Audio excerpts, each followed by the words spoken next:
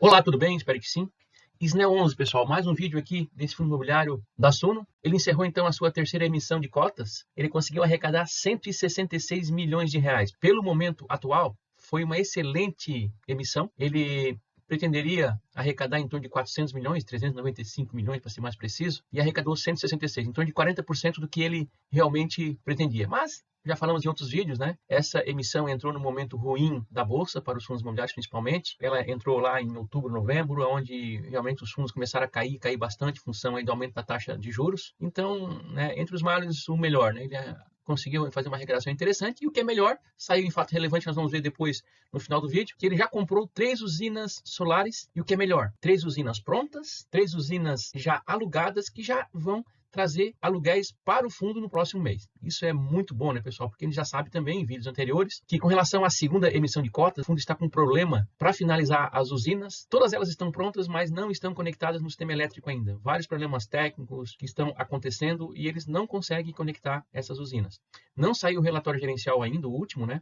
Deve sair na próxima semana, para saber como é que está essa questão, se já finalizaram, conseguiram conectar as usinas já no sistema elétrico, porque sem conectar no sistema elétrico você não consegue alugar para ninguém. Então você tem ali um capital imobilizado, parado, sem gerar receita para o fundo, dependendo apenas dessas conexões para poder aí sim, né, alugar essas usinas para empresas que possam reduzir seus custos com energia elétrica. Esse é o intuito desse fundo aqui, né? O objetivo dele. Assim que sair o novo relatório, nós vamos fazer então um novo vídeo também, para ver como é que ficou essa questão dessas conexões, dessas usinas que estão prontas referente à segunda emissão. E agora, me parece, né, que eles viram que construir uma usina do zero é problemático.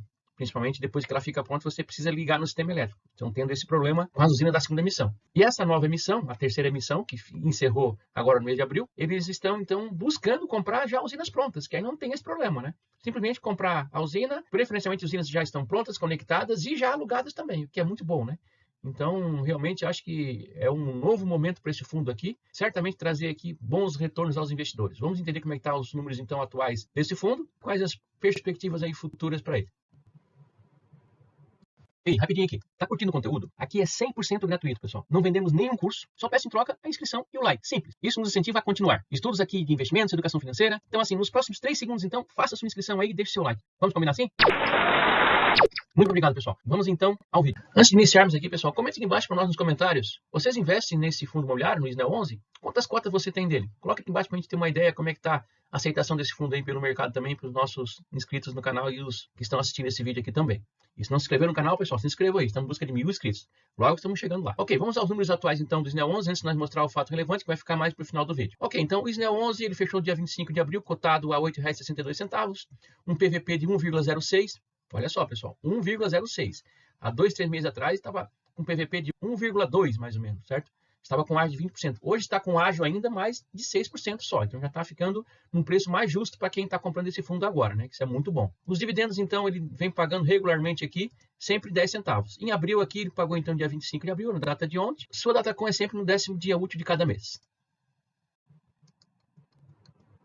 Aqui o gráfico da cotação, né? A gente vê que esse gráfico aqui que ele vem se movimentando de forma lateral aqui, né? Sendo cotado aqui de R$ 8,60 até R$ 9,00. Isso ele fica lateralizando aqui, né? Nesses patamares aqui. Então ele é um fundo bastante previsível, né? Sem muita volatilidade. E a gente sabe que fundo imobiliário é isso, pessoal. Fundo imobiliário não foi feito para crescer patrimônio. Fundo imobiliário, ele tem que estar na sua carteira para prover renda passiva mensal. Todo mês vai entrar lá, até agora está entrando, né? Esses 10 centavos ali. Então você tem que fazer as continhas, ver quanto é que dá esses 10 centavos nesses patamares que você está pagando, R$ 8,60, R$ 8,90, R$ 9,00. Vocês vão ver que é uma rentabilidade interessante, por quê? Porque o fundo imobiliário é isento de imposto de renda, os seus dividendos, tá? Isso é fantástico, tá? Então, isso é um fundo bastante resiliente, né? Uma volatilidade pequena, porque eu digo isso. Tá vendo aqui, ó? Nós tínhamos aqui em setembro, aqui ele cotado a R$ 9,00, R$ 9,10 aqui, né? E depois ele caiu a 8,50, 8,60 e fica aqui nesses patamares aqui. Se for comparar com os outros fundos imobiliários lá, qualquer um outro fundo imobiliário no mês de outubro, novembro, eles caíram muito forte por conta do aumento da taxa Selic, né? E esse aqui não, ele se mantém sempre lateral, mesmo ele estando aqui com PVP já acima de 1. Ou seja, aparentemente nós estamos pagando caro, né? Esse PVP de 1,06 quer dizer que nós estamos pagando 6% a mais do que ele vale. É como se fosse comprar uma nota de R$ 100 por R$ 106. Ok? Então isso quer dizer o PVP. PVP igual a 1 é o preço justo, é exatamente aquilo que ele vale. PVP acima de 1 estão pagando caro, PVP abaixo de 1 estão estamos pagando com desconto, tá? Então esse aqui nós estamos pagando, a princípio, 6% acima. E mesmo assim, ele se mantém nesses patamares aqui de cotação, né? Por isso que ele é um fundo que foi considerado o melhor fundo imobiliário em termos de rentabilidade do ano passado, 2024. Então, vamos ver como é que está a situação desse fundo aqui, então, comparando aqui mais algumas informações aqui referente a ele. Aqui os dividendos entregues, então, a gente vê que ele é um reloginho, né? 10 centavos todos os meses. Pessoal, vou deixar lá na tela final do nosso vídeo um link com o último vídeo que nós gravamos aqui sobre o último relatório gerencial dos Neo 11, tá? Esses 10 centavos aqui, pessoal, ele está num momento delicado, porque ele, para pagar esses 10 centavos aqui, ele está queimando reserva de caixa que ele tem para pagamento de dividendos. Tá? Então, nós vimos aqui que para ele manter esse pagamento dos 10 centavos aqui no próximo mês, está bem complicado, tá? Por isso que nós não temos ainda o relatório gerencial, para entender como é que ficou a situação no último mês, como é que ele conseguiu manter esses 10 centavos, mas assim, a manutenção desses 10 centavos aqui está bem complicada. Vamos deixar o vídeo lá no final e depois a gente, assim que sair o novo relatório, a gente vai gravar um novo vídeo também, tá? Mas a gente já sabe que, por conta da compra já dessas novas usinas solares que ele comprou agora, isso já vai ajudar bastante no caixa no próximo mês. Vamos ver quanto que isso vai representar também de aumento no caixa já nos próximos meses, né? Que pode manter esses 10 centavos aqui, o que é excelente, né? Talvez não consiga subir já, mas tende a manter o que é um excelente dividendo, né? Você receber 10 centavos em algo que está custando R$ 8,60 é muito bom, né? É um excelente dividendo aí e isento de imposto de renda, né, pessoal, né? Vamos entender como é que está isso mais na frente também. Temos aqui, então, o cálculo da rentabilidade. Como é que eu faço para calcular a rentabilidade, então, no fundo? Eu divido o dividendo pago pela cotação. Então, 10 centavos dividido por 8,62. E estaria dando hoje um dividendo mensal aqui de 1,16%. Uma rentabilidade mensal de 1,16% ao mês. Pessoal, isso aqui ó, é isento de imposto de renda. Veja que maravilha. Fazendo a conversão dessas taxas, então, nós teríamos que esse 1,16% ao mês equivale a 14,84% ao ano. Isso aqui, pessoal, é isento de imposto de renda, né? Como falamos ali, dividendos em fundos imobiliários não paga-se imposto de renda, é isento. Agora, se eu fazer uma comparação, por exemplo, numa renda fixa no CDB, que rende 100% do CDI, que daria hoje 14,15%, menos 15% de imposto de renda se deixar aplicado por 2 anos, nós teríamos aqui 12,03% ao ano, o que daria 0,95% ao mês, esse CDB. Comparando os dois, então, o fundo imobiliário SNEL 11 ainda daria a mais com relação a esse CDB, 0,21% ao mês. Isso é muito bom, tá? Vamos fazer uma comparaçãozinha agora de investimento para a gente ter uma ideia do que isso representa com relação a uma simulação aí de um investimento. Vamos lá. Então, fazendo uma comparação de investimento, pessoal, por exemplo, aqui, de R$10 mil nesse fundo imobiliário ou nesse CDB, nós teríamos aqui que no final de 10 anos, esses R$10 mil se transformariam em 39.900 nesse fundo imobiliário, contra R$31.099 nesse CDB. Em 20 anos, esses R$10 mil se transformariam em R$159 mil nesse fundo imobiliário, contra R$96 mil nesse CDB. Então, a gente vê aqui, né, que 0,21% de diferença de um investimento para o outro, no médio e longo prazo aqui, realmente, ele nos dá uma diferença significativa, né? Praticamente quase R$70 mil de diferença, né, a mais aqui nesse fundo imobiliário. Lembrando, pessoal, que essa análise que é feita aqui é uma fotografia atual nessas respectivas taxas aqui, né? Sabemos que o SNEL é uma renda variável, hoje paga isso, amanhã pode aumentar, pode diminuir. O CDB também, né? Por mais que seja uma renda fixa, mas ele também é atrelado às taxas Selic. A Selic está dessa forma hoje, né? 14,15%. Ela vai aumentar um pouco mais ainda, com certeza, até o final do ano. Pode ser que chegue até 15%, já falaram em 14,75%, talvez. Enfim, pode aumentar um pouquinho mais. Mas ela vai cair também, porque o mercado é cíclico, né? Hoje ele está em alta, amanhã ele vai cair e tal. Então, isso aqui é uma fotografia atual, né? Se mantivesse essas taxas por 10 e 20 anos, ok? Sabe-se que isso não vai acontecer na prática, mas só para ter uma ideia o quanto que dá de diferença, né? Essa diferença de taxa aqui entre um investimento e outro. Vamos ao Magic Number, então. Lembrando que é o Magic Number, pessoal, nada mais é do que a quantidade de cotas que eu tenho que ter de um fundo imobiliário para que no próximo mês eu já consiga comprar mais uma cota somente com os dividendos que serão pagos com essas cotas que eu comprei, né? Assim eu faço aquela bola de neve crescer cada vez mais aí com o poder dos juros compostos. Então é o seguinte, como é que eu faço, então? Divido a cotação atual pelo dividendo pago, então 862 dividido por 0,1, daria 87 cotas. Então, esse é o número mágico para esse investimento. E para eu ter essas 87 cotas, eu teria que investir, então, 87 vezes 862, investimento de R$ 749,94. Então, com esse valor aqui, eu compro 87 cotas e no próximo mês eu já consigo comprar mais uma cota somente com os dividendos que serão pagos. Assim eu faço aquela bola de neve crescer cada vez mais aí, né? Vamos agora ver ali os fatos relevantes com relação ao encerramento da terceira emissão e essa aquisição que ele fez já, né? Essa terceira emissão, que ele já comprou 3 usinas solares. Vamos ver, então, esses fatos relevantes para entender, então, o que isso pode impactar aí no fundo daqui para frente, ok? Pessoal, mais uma vez, né? Não esqueça de se inscrever no nosso canal, pessoal. Deixa um joinha aí também, para que a gente possa chegar nos 1000 inscritos aqui, que é a nossa meta nesse momento. Vamos lá, então. Ok, pessoal, vamos aos fatos relevantes aqui que foram publicados nesse mês. Temos esse aqui, que é o primeiro aqui, ele diz o seguinte, né? Anúncio de encerramento. Como todos sabem, o SNEL 11 estava em período de emissão da terceira emissão de cotas do fundo. um resumo rapidamente aqui. Essa terceira emissão, eles pretenderiam arrecadar 396 milhões de reais. O valor da cota da emissão foi R$ 8,55 e eles conseguiram arrecadar 166.177.945 reais e 35 centavos. Isso aqui, comparando então com aquele valor que eles pretenderiam arrecadar, que era 396 milhões, isso aqui deu 42% então do total que eles pretenderiam arrecadar. O que, como já falamos, né, pessoal, foi um valor interessante pelo momento que eles colocaram. Eles levaram muito azar que essa emissão de cotas foi colocada bem naquele mês de outubro ali, foi onde todos os fundos imobiliários aí caíram forte por conta aí do aumento da taxa Selic, né?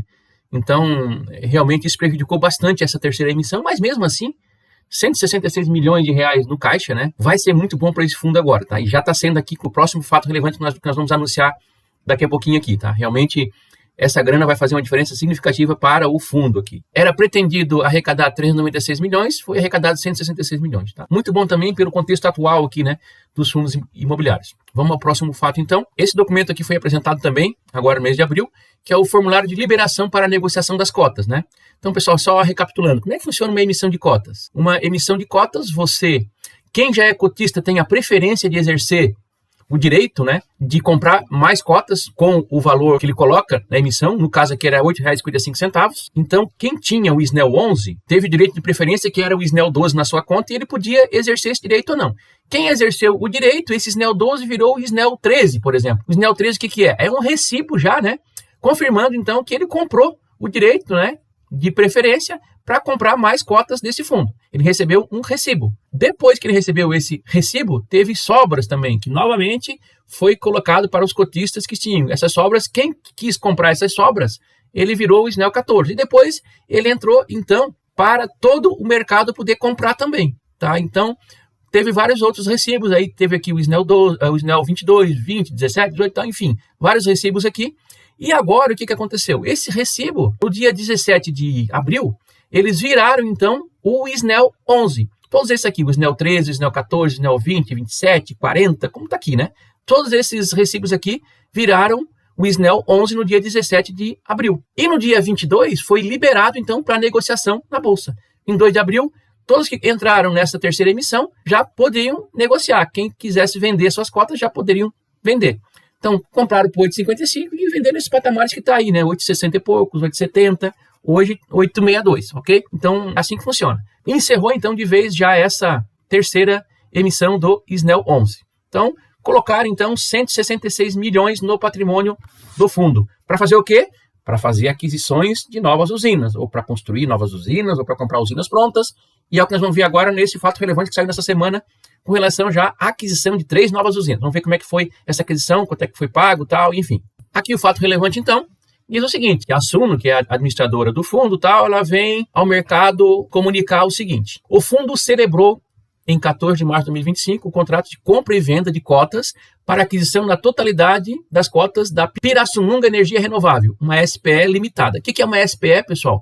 É uma sociedade de propósito específico, ou seja, é uma empresa que foi criada para administrar exatamente aquela usina solar fotovoltaica, essa Pirassununga Energia Renovável, que ela tem, no caso, 3 usinas solares. Essas 3 usinas solares foi comprada pelo Fundo Imobiliário SNEL 11. Essas 3 usinas, ela está localizada na área de concessão da Eletroredes S.A., da Neo Energia, onde ela tem uma potência total instalada de 2,5 MW AC, 3,364 MW de pico. Já vamos colocar um pouquinho, pessoal, essa questão mais técnica aqui também, que é importante. Quando se fala em 2,5 MW AC, seria a potência instalada que eu tenho na minha usina, que eu consigo transformar em corrente alternada, que é a tensão que a gente usa na nossa casa. A minha casa aqui é 220 volts, por exemplo. 220 volts é tensão em corrente alternada, ou seja, é a tensão de uso efetivo, né, que a gente usa nos nossos equipamentos, na nossa TV, no nosso computador, no nossa geladeira, enfim, né? É a tensão comercial que nós usamos. Então, esse 2,5 MW AC é o que efetivamente o sistema solar fotovoltaico manda para a rede elétrica da concessionária de energia. E ele tem aqui também uma outra potência que é chamada aqui 3,364 MW de pico. Isso aqui o que é? Isso aqui é quanto que os painéis solares conseguem gerar no máximo. Ou seja, a gente sabe que um sistema elétrico, né, um painel fotovoltaico, ele sofre variação na geração de energia de acordo com a intensidade, com a irradiância que nós temos com relação ao sol, né? Ou seja, essa usina aqui, o máximo que ela consegue gerar, ou seja, o watt de pico aqui, né, é 3,364. Isso acontece quando? Geralmente, pessoal, essa geração aqui, ela acontece lá por volta do entre meio-dia e 1h da tarde, que é onde o sol está a pino, né, onde nós temos o maior irradiância sobre os painéis solares. Só que isso aqui acontece às vezes por 5, 10, 15 minutos apenas, porque o sol está se movimentando, né? E esses painéis estão estáticos ali parados. Então esse é o melhor momento de geração. Só que ela gera energia desde já de cedo, né? Lá pelas 8, 7, 8 da manhã, começa a gerar.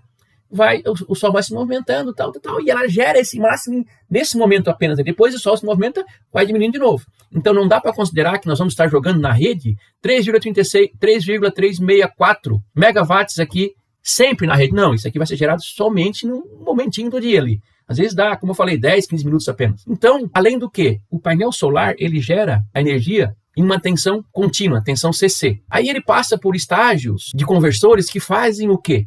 A conversão desse sinal, dessa energia que é em corrente contínua para a energia em corrente alternada, e tudo isso aí acontece o quê? Perdas no meio desse processo. E essas perdas, então, elas são consideradas também nos sistemas, né? Fazendo com que, para eu transformar esse sinal CC em CA, eu acaba tendo, então, essa diferença, né? Sempre aqui no watt de pico, eu vou ter sempre maior do que no efetivo que eu vou estar mandando para a rede, que é esse 2,5 megawatt AC.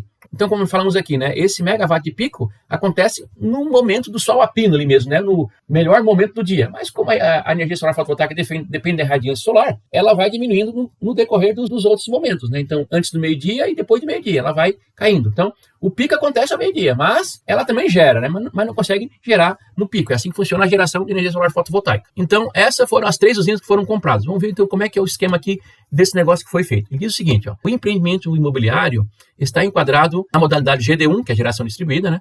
Encontra-se operacional e está 100% locado para um grande player do setor. Pessoal, olha que maravilha. Ela comprou essas 3 usinas e ela já está 100% alugada já para um grande player. O contrato de locação é na modalidade Take or Pay. O que é esse tipo de contrato, pessoal? Basicamente, o fundo imobiliário ele tem 2 tipos de contrato. O Take or Pay, que é esse aqui que eles fizeram, nada mais é o quê? Que o locatário ele vai pagar mensalmente um aluguel, independente se gerar energia ou não. Se deu um mês ali de chuva, que não teve sol, pouca geração, o locatário vai pagar da mesma forma o mesmo valor. Não importa se gerou ou não. Isso é muito bom, né? Esse tipo de contrato aqui. E ele possui um vencimento até 2039. Olha só, muito bom isso, né? Então, praticamente aqui 13 anos de contrato, pessoal. Olha que previsibilidade que vai dar no caixa do fundo isso aqui. E take or pay, né? Então, paga se a usina produzir ou não. Isso é fantástico, né? Agora, olha só o que é interessante também. Vocês viram que o fundo conseguiu arrecadar 166 milhões de reais, né? Na terceira emissão. E olha quanto é que ele pagou nessa compra. Pagou 16 milhões, ou seja, ele gastou só 10% do caixa arrecadado para comprar essas 3 usinas. Isso é fantástico, né? Então tem muita coisa para fazer com essa grana que entrou ainda, pessoal. Dá para comprar muitas usinas e o que é melhor, comparando com a segunda emissão, que ele resolveu montar as usinas, que até hoje elas não conseguiram ser conectadas na rede ainda, vamos olhar o próximo relatório para saber se já conseguiram conectar alguma dessas usinas da segunda emissão, que eu não sei como é que tá, vamos ver no próximo relatório, deve sair na próxima semana, assim que sair já vou gravar um vídeo a respeito também, mas enfim, o que é melhor é que essas usinas que ele comprou estão prontas, 100% alugadas, e um contrato de 13 anos de locação, ainda take or pay, né? Ou seja, o locatário paga se gerar ou não. Isso é fantástico, né? E gastou só 10% do que ele arrecadou. Aí ele fala aqui, né? Por fim, a taxa interna de retorno real, o TIR real, acima da inflação, projeta para a aquisição é de 15%, ou seja, 15% acrescido de inflação energética, o que mostra atrativo para o ativo performado, já mitigados os riscos relacionados